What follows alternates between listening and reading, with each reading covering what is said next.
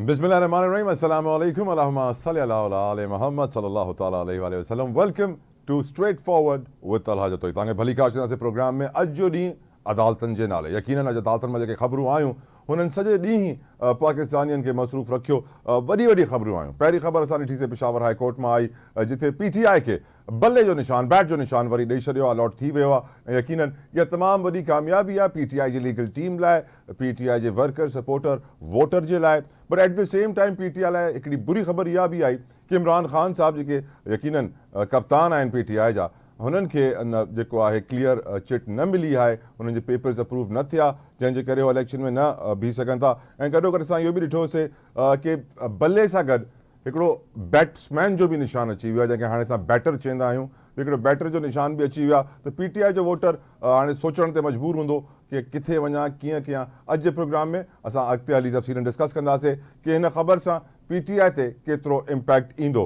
गॾो गॾु supreme court खां वॾी ख़बर इहा बि आई कि सुप्रीम कोर्ट जे हिकिड़े सिटिंग जज जस्टिस मज़ाहिर नक़वी साहिब इस्तीफ़ो ॾेई छॾियो, रिज़ाइन कयो। ऐं रेज़िग्नेशन में तारीख़ बि ग़लति लिखी, जिथे 2024 लिखणो हो उते 10 जनवरी 2023 सां लिखी छॾियो। ऐं मां हैरान हिन ॻाल्हि थी वियुसि कि को बि माण्हू इस्तीफ़ो ॾींदो आहे, रिज़ाइन कंदो आहे, त हिकिड़ो नोटिस पीरियड हूंदो आहे 10-15 ॾींहं, थोरो सो कि मां एतिरे वॾे उहिदे ते फ़ाइज़ आहियां, मां कमु छॾे थो वञा। को घर जो नौकर बि छॾे वेंदो आहे त तव्हांखे टाइम ॾींदो आहे कि तव्हां बंदोबस्तु करे वठो ॿिए माण्हू जो। एतिरो वॾो माण्हू जज सुप्रीम कोर्ट जो छॾे थो वञे विद इमीडिएट इफेक्ट कि मां फौरन थो वञा। मां इहो सोचण ते मजबूर थी वियुसि कि काज़ी फ़ाइज़ ईसा साहब ते बि साॻियो केस ठाहियो हुयो, एसेट बियॉन्ड मीन्स, आमदन से ज़ायद असासे।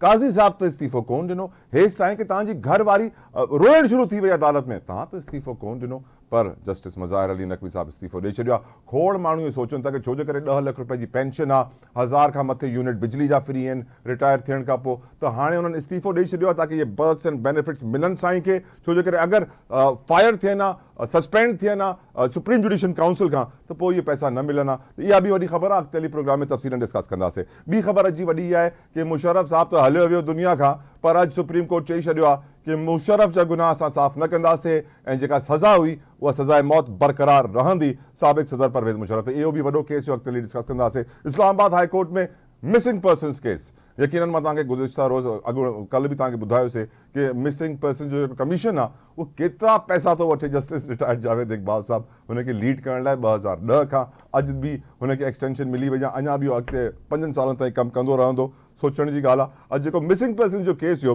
हुनमें जस्टिस मोहसिन कियानी साहब जेके रिमार्क्स ॾिना, तमामु सोचण जी ॻाल्हि आहे। जेके अॼु हुननि ॻाल्हि कई आहे, मोहसिन अख्तर कियानी साहब चयो, रियासत को खुद अपना चेक एंड बैलेंस करना होगा।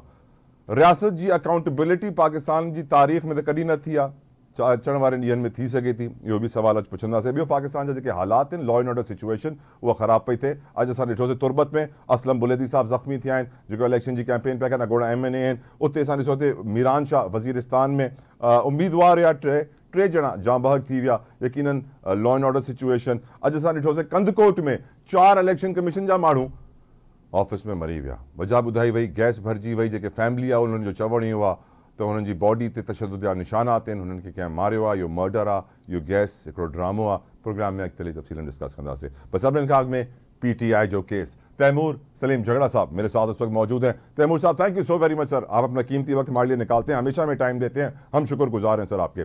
पहला सवाल सर आपसे, आज जो पेशावर हाई कोर्ट से एक तरफ हमें रिलीफ मिलता हुआ नजर आया, दूसरी तरफ इमरान खान को क्लीन चिट नहीं मिली है सर इलेक्शन में कंटेस्ट करने के लिए, ये एक बुरी खबर आई है। लेकिन सर बहुत सारे लोग कह रहे हैं कि अब जो बल्ले बैलेट पेपर पे बल्ले के साथ साथ एक बैट्समैन, एक बैटर का निशान भी होगा, तो बहुत सारे PTI के वोटर जो है वो कंफ्यूज भी हो सकते हैं कि ये वाले PTI को दूं या ये वाले PTI को। उसके नाम में भी तहरीक इंसाफ इनकलाबी है शायद, और आपके नाम में भी तहरीक इंसाफ है, तो चालें बड़ी चली जा रही हैं आपके वोटर को सर कंफ्यूज करने के लिए।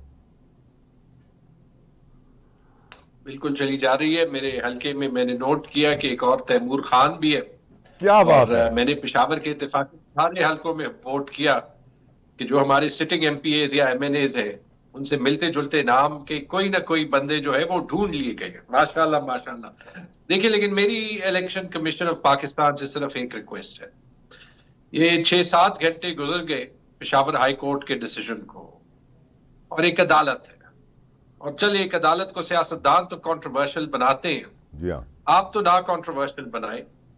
क्योंकि आपकी अपनी हैसियत एक रेगुलेटरी बॉडी की है।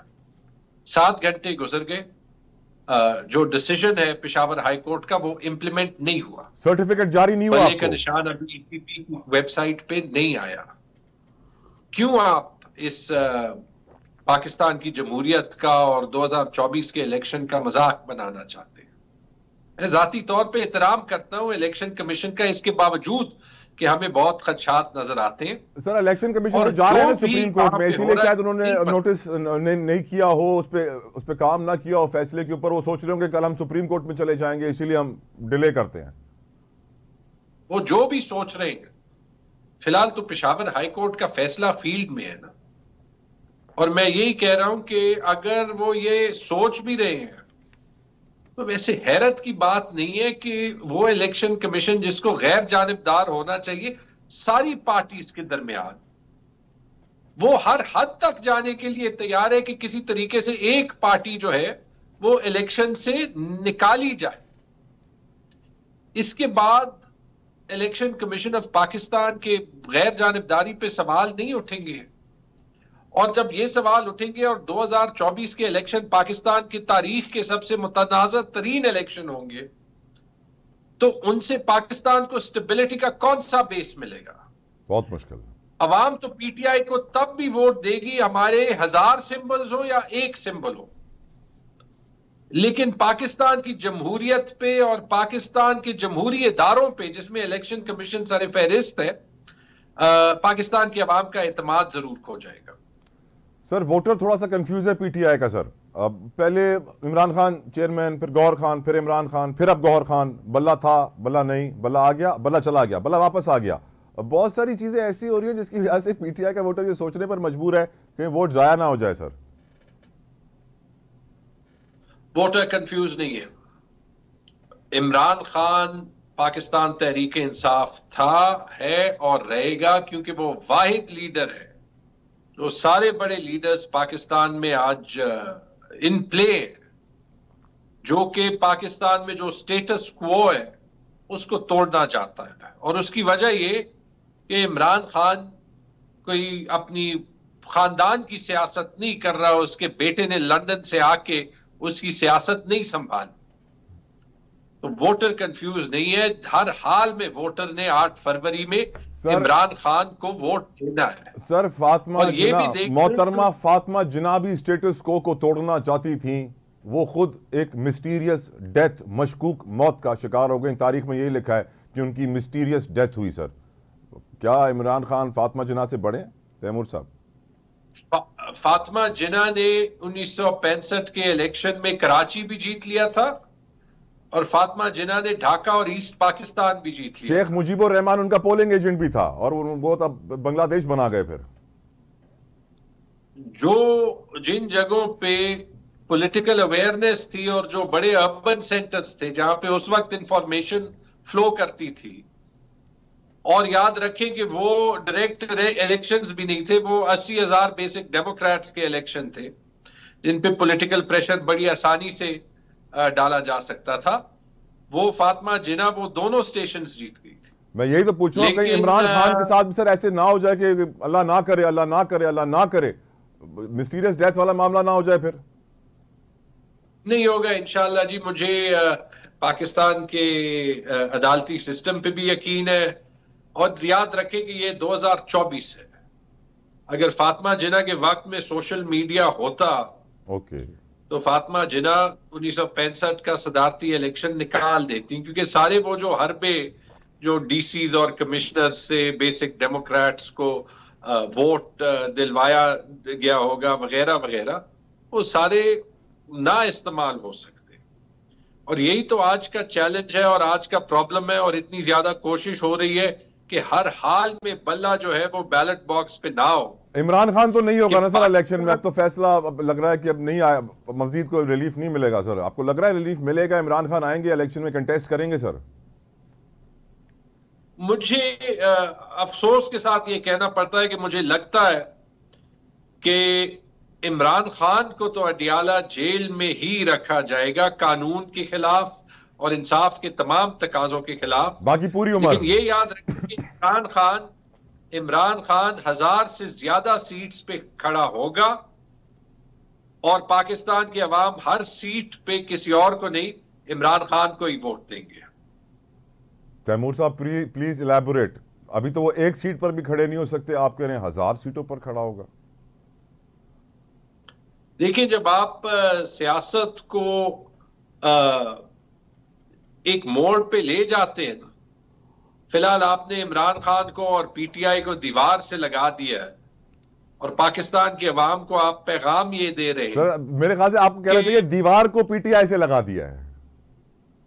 दीवार को पीटीआई से लगा दिया है, पीटीआई को दीवार से लगा दिया है, दीवार को अवाम से लगा दिया है, अवाम को दीवार से लगा दिया है।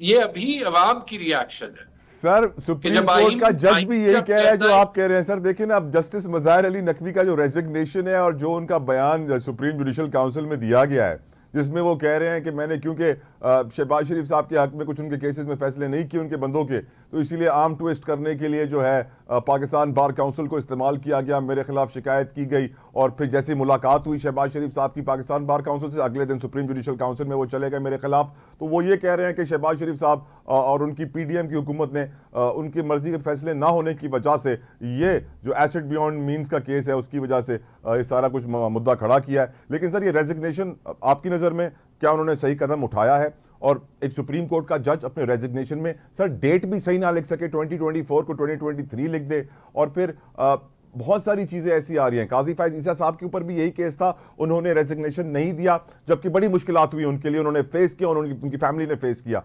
क्यों आपको लगता है मज़ाहिर नकवी साहब ने ये एक्सट्रीम स्टेप उठाया?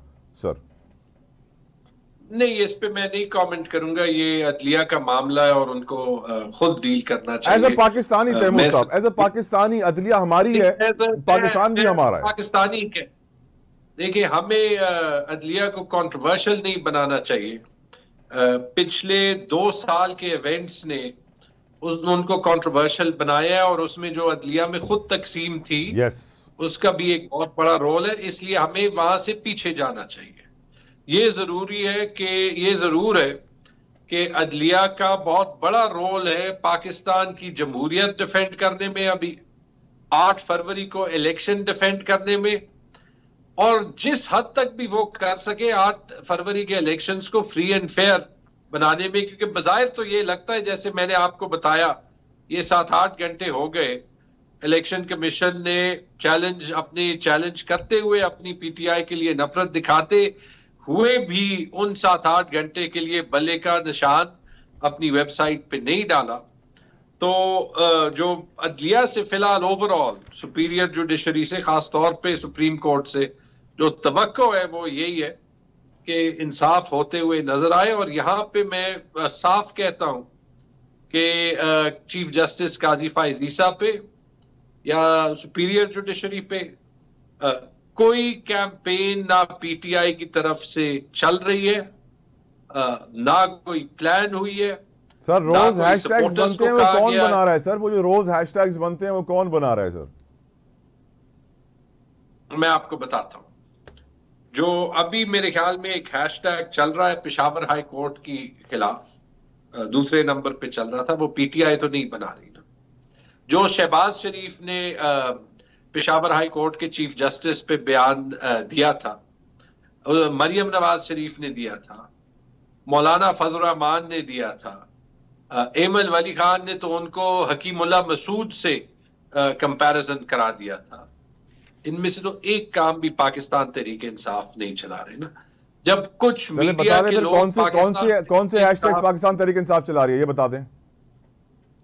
नहीं, हमारा जो हैशटैग है, चले अभी खोल देते हैं, और जो पहला हैशटैग है वह सड्डा बला भारी है, वो पाकिस्तान तहरीक इंसाफ चला रही है अपने सिंबल के हक में। देखिए, हमारी सोशल मीडिया पे प्रेजेंस जरूर है, लेकिन ये मैं वाकई कह सकता हूं कि एक पाकिस्तान तहरीक इंसाफ कि जो सोशल मीडिया टीम है वो कोई ऐसे काम नहीं करते जो कि उनको नहीं करने चाहिए। हाँ, एक चीज जरूर है जी कि जब हुकूमत गलत कदम लेती है और अवाम से रिएक्शन आती है, तो वो अगर अवाम के दिलों में होगी वो सोशल मीडिया पे होगी। और सोशल मीडिया का एक अच्छा पहलू है जो कि आपको हकीकत की अक्कासी करता है, और एक बुरा पहलू है जहां पे लोग अपने जज्बात की अक्कासी करते हुए भी गलत तरीके से करते, वो हमें भी फेस करना पड़ता है। वो ठीक हुकूमत सर। के अगेंस्ट भी होता है, वो किसी को करना नहीं चाहिए। वैसे तैमूर लेकिन साहब, वो पूरी दुनिया में सोशल मीडिया की एक हकीकत जरूर है, और पब्लिक फिगर्स को किसी हद तक बर्दाश्त करनी पड़ती है। वैसे तैमूर बहुत साहब, अजीब अजीब चीजें। राइट सर, तैमूर साहब, हमारा दीन हमें सिखाता है कि जो शख्स मर जाए उसके गुनाहों का भी जिक्र ना किया जाए और उसको माफ भी कर दिया जाए कि वो अल्लाह को प्यारा हो गया। लेकिन आज अदालतों ने मुशर्रफ को माफ नहीं किया सर, आपकी नजर में करना चाहिए था? नहीं यार, फैसला तो उसी बेसिस पे होगा जिस बेसिस पे एक्शंस हुए थे ना। मुशर्रफ साहब की गुनाहें अल्लाह ताला माफ करे। आमीन।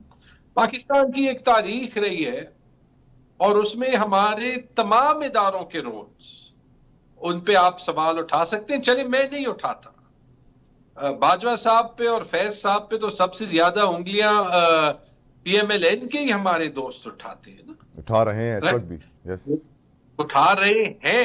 और अब तो राहिल शरीफ साहब के इसी नाम भी ले रहे हैं। तरह जिया का तारीख में एक रोल रहा है। सियासतदानों ने जो सियासतदानों में और पार्लियामान में जो खामियां रही है, वो तो किसी से छुपी नहीं है।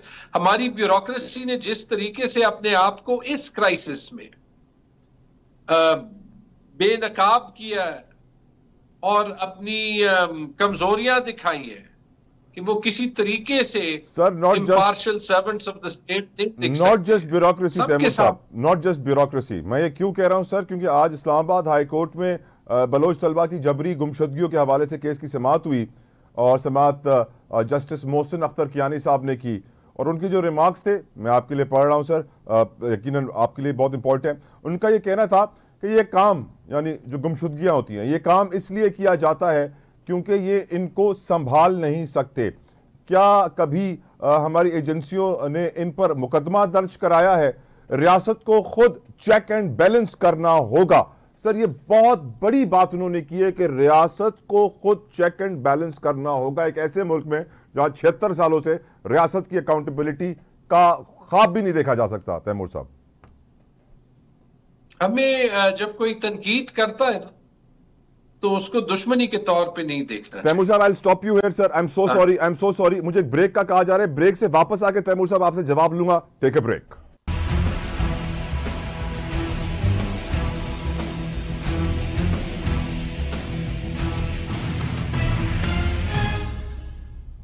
Welcome back. ब्रेक पे जाने से पहले मैंने तैमूर सलीम झगड़ा साहब से सवाल पूछा था कि आज मिसिंग पर्सन्स केस में जस्टिस मोहसिन अख्तर कियानी के रिमार्क्स के रियासत को खुद अपना चेक एंड बैलेंस करना होगा एक ऐसे मुल्क में जहां 76 सालों से रियासत ने अपना चेक एंड बैलेंस नहीं किया। क्या ये वाकई मुमकिन है तैमूर साहब? देखिए, मैं आपको कह रहा था कि कहीं कहीं हमें तनकीद को दुश्मनी के तौर पे नहीं देखना चाहिए। राइट। एक हमने फैसला करना है जो PTI के मंशूर के बिल्कुल बुनियाद में है, और वो ये कि कानून की और आइन की हुक्मरानी इस मुल्क में सबके लिए है और हर वक्त है, हमारी कन्वीनियंस के मुताबिक नहीं है। जो मिसिंग पर्सन्स का इशू है वो यकीनन बहुत बड़ा इशू है। मैं आज देख रहा था कि जो मिसिंग पर्सन्स कमीशन है, वो कमीशन में लोग तनख्वाह तो ले लेते हैं और अच्छी तनख्वाहें हैं, 7 लाख, 8 लाख, 10 लाख, लेकिन उनसे वो मसला हल नहीं होता। तो क्या इस मुल्क में हमने इदारे और कमीशंस और डिपार्टमेंट सिर्फ इसलिए बनाने हैं कि जो लोग उसमें तनख्वाह लें वो उनके लिए बस जरिया तनख्वाही बन जाए, जो अवाम के मसले हो वो हल ना हो? देखिए, अगर पहले किसी को अंदाजा नहीं था कि जो बलोचिस्तान में मिसिंग पर्सन्स का इशू है या जो फाटा में किसी मिसिंग पर्सन्स का इशू है, जो PTI के साथ हुआ है पिछले चंद महीनों में, अब तो मेन स्ट्रीम पाकिस्तान में, पंजाब में और पेशावर में और मर्दान में और खैबर पख्तूनख्वा में लोगों को पता चल गया होगा ना। और इससे हरगिज मेरा ये मकसद नहीं है कि मैं कोई अगेंस्ट रियासत बयान दे रहा हूं। मैं बार बार अभी ये भी कह रहा हूं कि अगर हमने हुकूमत में आना है, हमने कोई बदला, कोई इंतकाम नहीं लेना। हमने कोशिश करनी है कि हमारे सारे रियासती इदारों की रेप्यूटेशन बेहतर हो, कि अवाम और इनके दरमियान में फासले जो है वो राइट कम हो। सर, और ये वक्त की जरूरत है तैमूर भारत साहब, Pakistan need of the time, ये वक्त की इस वक्त जरूरत है। Thank you so very much Taimur Salim Jhagra साहब, आपने अपना कीमती वक्त हमारे लिए निकाला। यकीनन तैमूर साहब ने जो बातें की हैं उससे बहुत सारे सवाल उठते हैं। इलेक्शन कमीशन ऑफ पाकिस्तान की कारकर्दगी के ऊपर डिस्कस करेंगे। हमारे साथ मौजूद हैं साबिक secretary election commission of Pakistan Kunwar Dilshad साहब। कुंवर साहब बहुत बहुत शुक्रिया सर, आपने अपना कीमती वक्त हमारे लिए निकाला। कुंवर साहब, पहला सवाल जो पूछना चाहूँगा, जो अभी PTI के रहनुमा तैमूर साहब भी कर रहे थे, कि जब पेशावर हाई कोर्ट ने यह हुक्म सुना दिया कि election commission of Pakistan certificate जारी कर दे बल्ले का PTI को, तो क्यों जारी नहीं हुआ? ये भी कहा कि वेबसाइट पर भी डिटेल्स डाल दी जाएं निशान के हवाले से, वो भी नहीं डाली गई। इत्तलात के मुताबिक कल इलेक्शन कमीशन ऑफ पाकिस्तान में बड़ा इजलास कोई होने जा रहा है। यकीनन जो जराए कह रहे हैं वो सुप्रीम कोर्ट से रुजू करेंगे, लेकिन क्या सुप्रीम कोर्ट से रुजू करने का मतलब ये भी होता है कि हम पेशावर हाई कोर्ट के फैसले पर अभी फौरन अमल ना करें, थोड़ा टाइम वेस्ट कर लें? सर कुंवर साहब।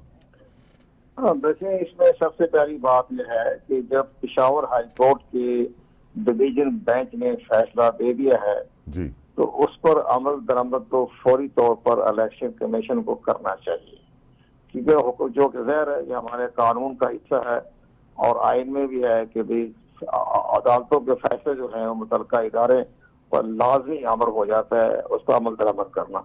अब जहाँ तक सवाल ये है कि अपील करने का, वो ठीक है, हर इदारे को अपनी रिट बरकरार रखने के लिए या अपने मौके पर डटे रहने के लिए वो आला अदालतों में अपील तो करने के उनको इस्तेकाक हासिल है।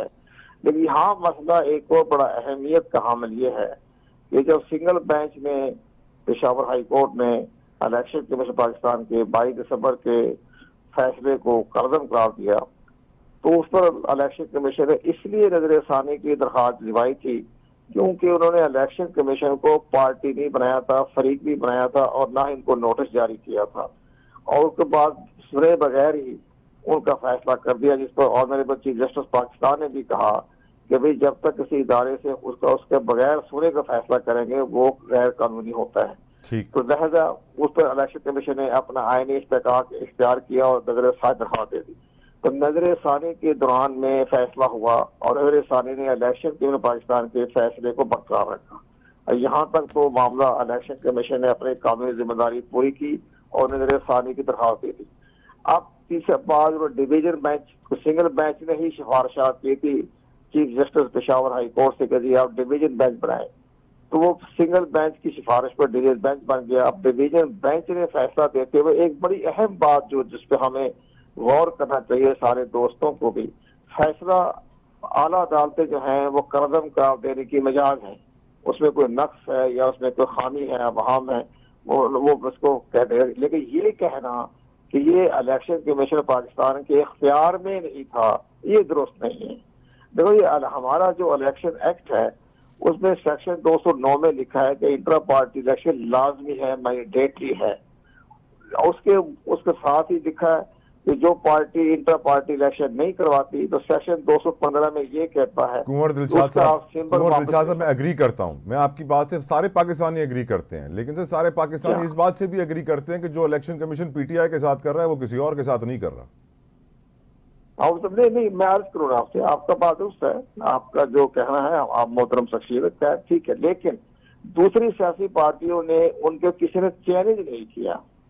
वो बात इसमें इलेक्शन कमीशन पाकिस्तान आज खुद नोटिस लेने का मिजाज नहीं है, बिल्कुल मिजाज नहीं है, लेकिन उसके पास उसी की पार्टी जिसकी पार्टी में इलेक्शन हुआ है उसके अगर एग्जेक्टिव मेंबर या मेंबर वो कहें जी हमें मौका नहीं दिया गया, इसमें गड़बड़ की गई है, टेम्परिंग की गई है, या हमारे जो दस्तूर है पार्टी का उसकी खिलाफवर्जी की गई है, फिर इलेक्शन कमीशन के पास इख्तियार आ जाते हैं ऑटोमेटिक कि वो उसके बारे में जांच पड़ताल करे, जांच पड़ताल करे।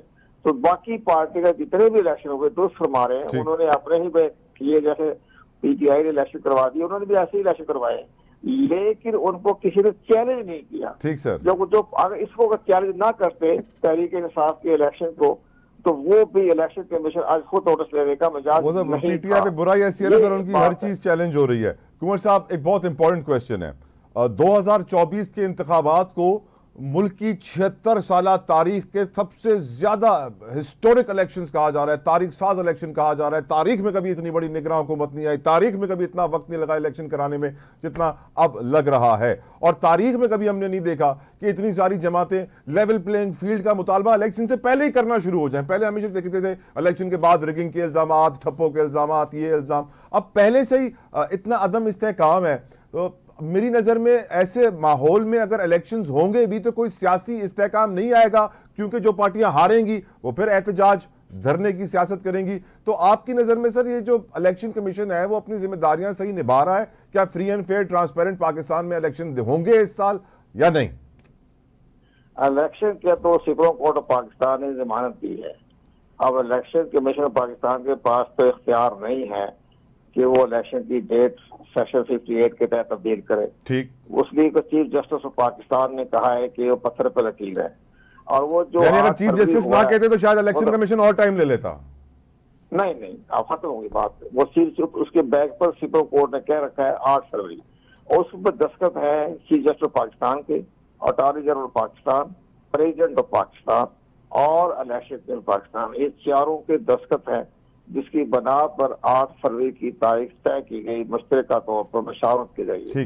और साथ ही चीफ जस्टिस पाकिस्तान ने यह भी कहा कि जो क्या रवैया करेंगे कि इलेक्शन नहीं हो रहे, अगर मगर की बात करेंगे तो उसके खिलाफ मैं एक्शन लूंगा। तो इसका मतलब इससे बड़ी जमानत क्या हो सकती है?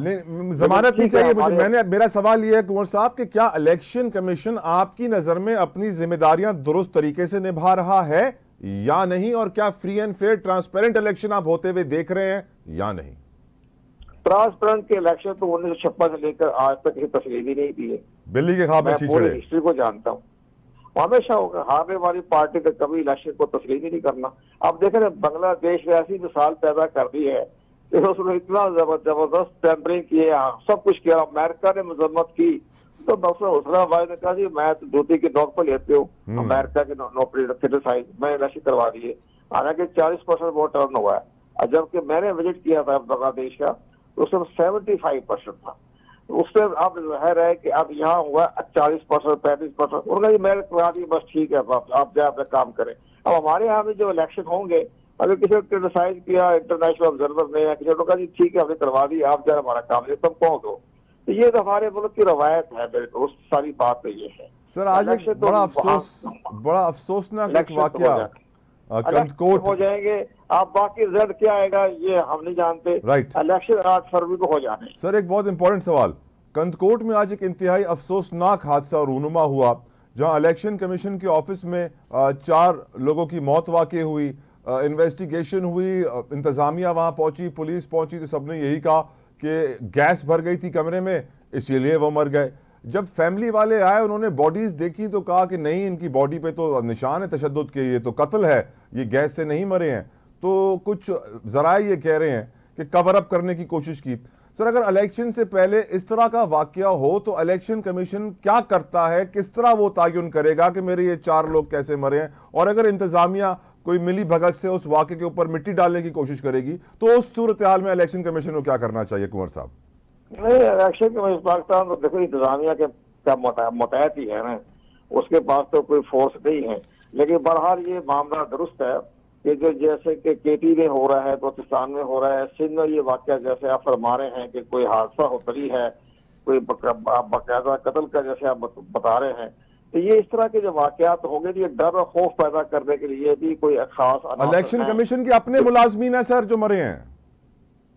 देखो जी अपने मुलाजमीन, अफसोस हुआ, मैं कोई इदारे का मैं सरबराह रहा हूँ तो मुझे बड़ा दुख पहुंचा है कि गरीब लोग हैं, कैसे वाकया हो गया, किस तरह हो गया। लेकिन इलेक्शन के पाकिस्तान तो इंतजामिया की कई मुताज है, जिस तरह उन्होंने कहा उसके मुताबिक करें, खुद तो ये कहेगा इंक्वायरी करें, तफ्तीश करें, वो बता देंगे जी कत्ल हो गया, कैसे हो गया, ये वाकया हो सकता है, दहशतगर्दी हो सकती है। बिल्कुल आप सही फरमा रहे हैं, ये गैस की लीक होने का बात बचती तो कत्ल ये हो सकता है कि दहशतगर्दी हो, खौफ वहरास पैदा करने के लिए, ताकि इलेक्शन के काबले में खौफ वहरास पैदा हो जाए, इलेक्शन को रुकावट डालने के लिए। इस तरह के तो वाकयात मौलाना फजल रहमान भी कह रहे हैं, सब कह रहे हैं, इवन आसिफ जरदारी साहब ने भी कहा इलेक्शन। बिल्कुल कुंवर साहब, इनफैक्ट आज की खबरें, कुंवर साहब आज की खबरें आप तक पहुंचाऊं। तुर्बत में असलम बुलेदी साहब साबिक MNA हैं, उनके काफिले पर फायरिंग हुई, वो जख्मी हुए, इस वक्त अस्पताल में है। वजीरिस्तान में मीरान शाह में जो PK 104 के उम्मीदवार थे, आजाद उम्मीदवार, और उनके 3 साथी, उनको गोलियां मार के जाँ बहक कर दिया गया।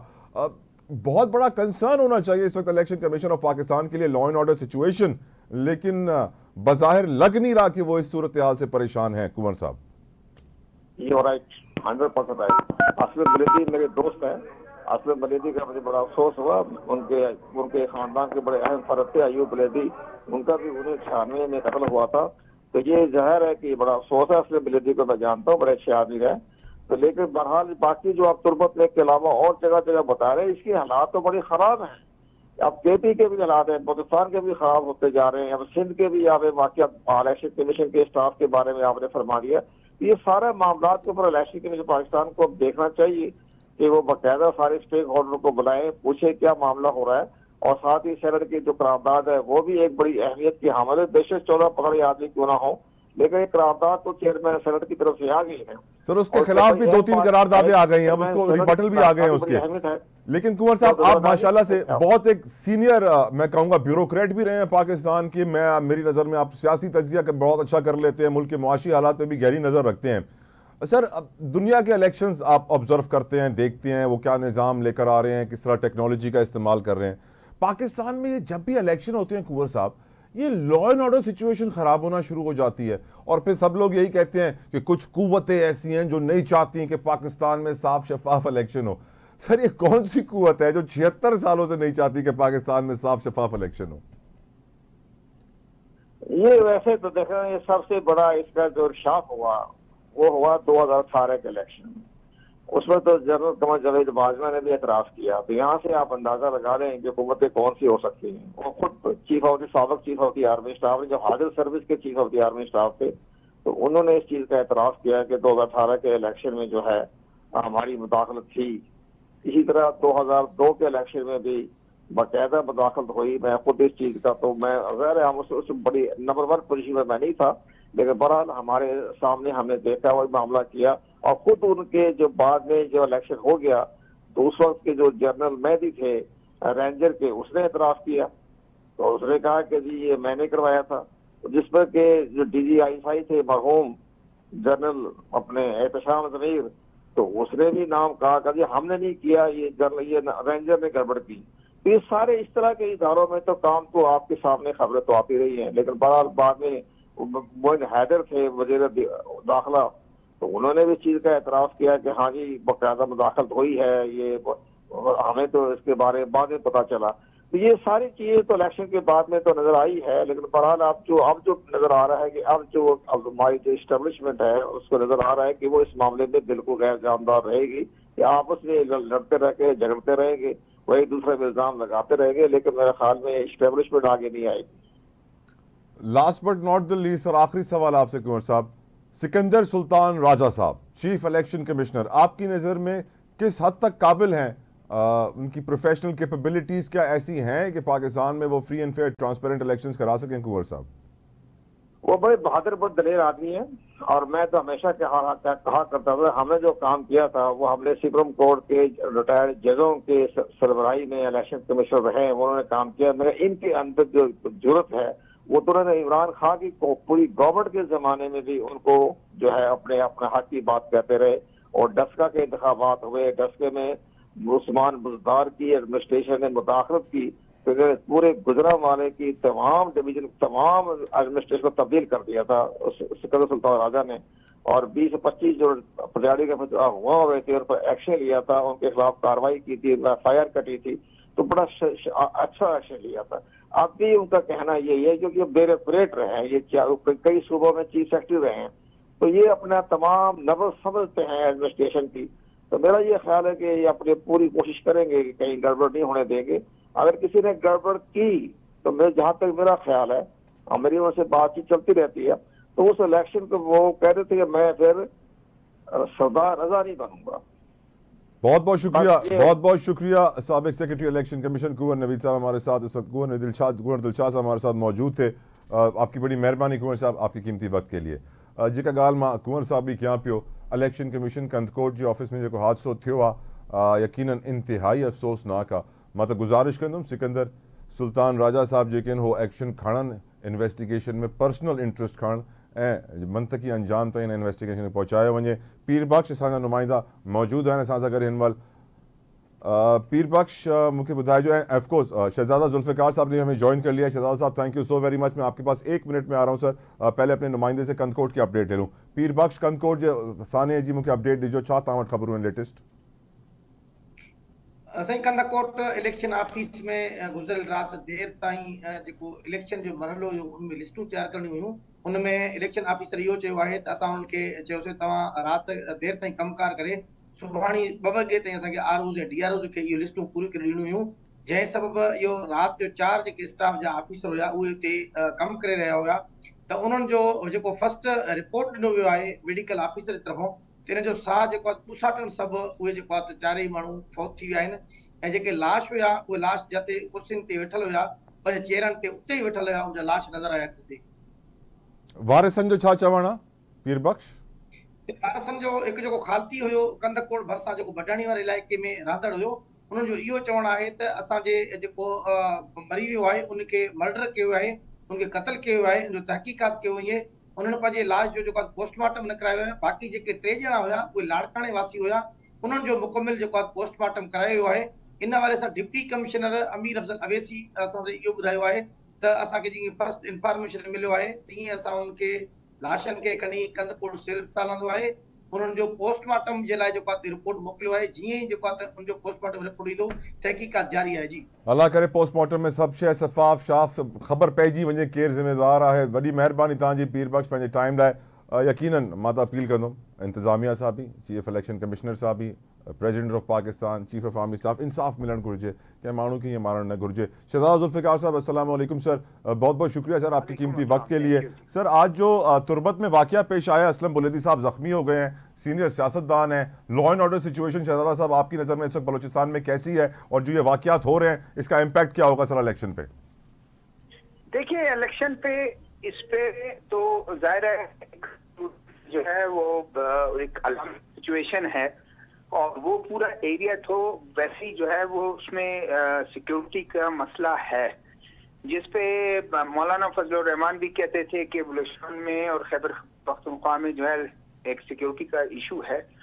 तो लिहाजा अगर इलेक्शन पोस्टपोन, ये उनका मौक़िफ़ था जी। तो यहाँ ये वाक़यात तो नॉर्मल इसलिए हैं कि इस तरह के वाक़यात इलेक्शन से पहले, इलेक्शन के दिन, इलेक्शन के मौके पर नेशनल पार्टी के लोग मर्डर भी हुए हैं, उनको शहीद कर दिया गया है।